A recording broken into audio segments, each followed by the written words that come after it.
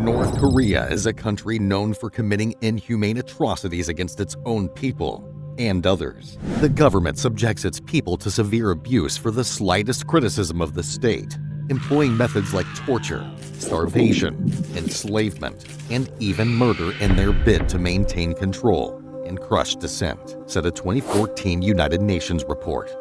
Surviving in North Korea is far from straightforward, and for everyday individuals lacking connections or influence, it's an even more challenging ordeal. The truth is, most people in North Korea regard it as one of the worst places in the world to be a human being.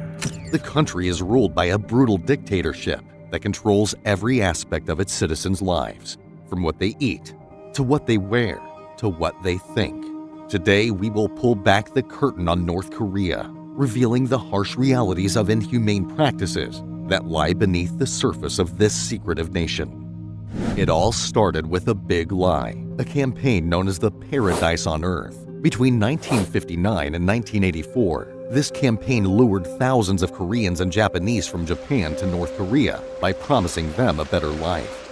However, when they arrived, they discovered the promises were empty, and they had walked into a nightmare. To make matters worse, they were not allowed to go back to Japan. Many of them suffered in terrible conditions, while some managed to escape after decades of hardship. But what led to this deceitful campaign in the first place?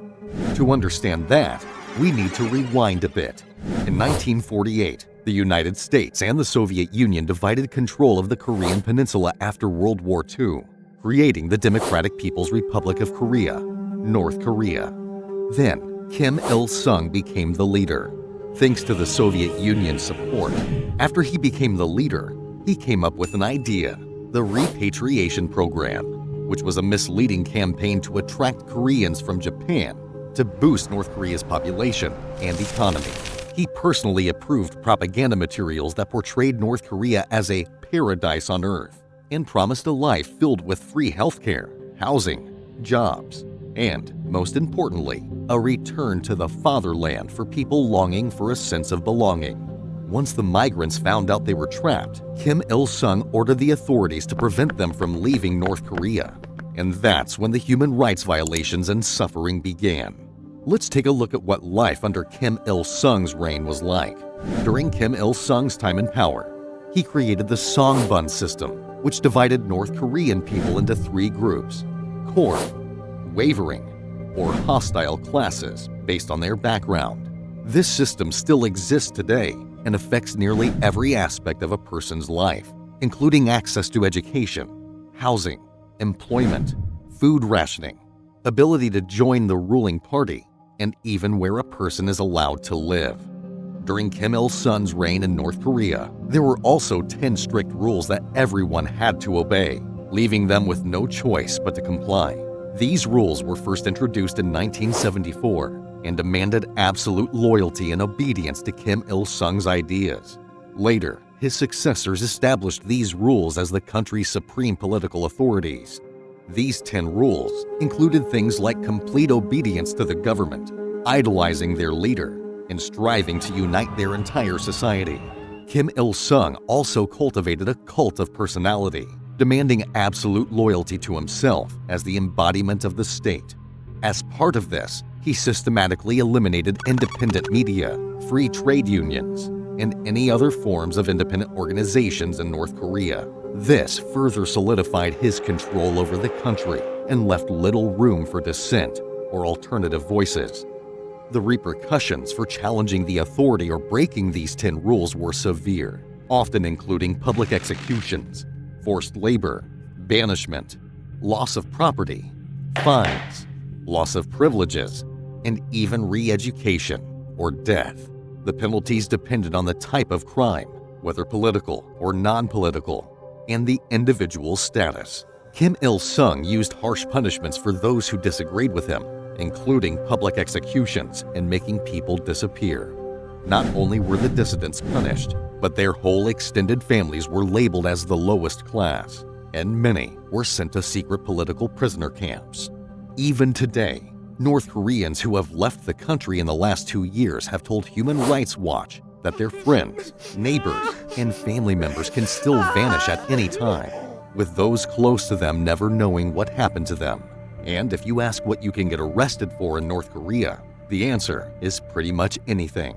Simple things like listening to foreign radio or showing disrespect to the leaders, like throwing away a paper with Kim Jong-il's picture, can land you in jail without a trial. Singing a South Korean pop song, something we might find harmless, is a big deal in North Korea. One woman got in trouble for singing a South Korean pop song, even though she learned it from a North Korean propaganda film. Sometimes people are locked up, and they have no idea what they did wrong.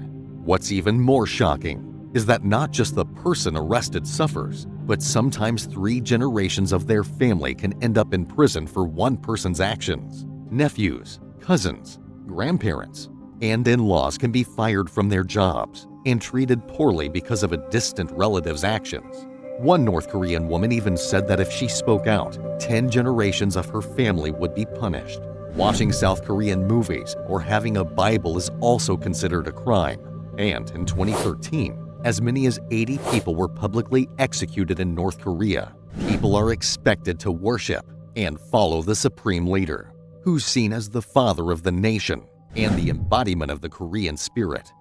The punishment for crimes depends on whether they're political or not and the person's status. It can range from imprisonment, forced labor, being sent to remote places, losing property, fines, losing privileges or jobs, getting re-education, or even being put to death. And if someone is caught, they might end up in one of 2 types of prisons in North Korea. There are intermittent camps for political prisoners called Kwanlee-so, where enemies of the state or threats to the regime are held without trial. Conditions there are brutal, with forced labor, torture, starvation, and even execution.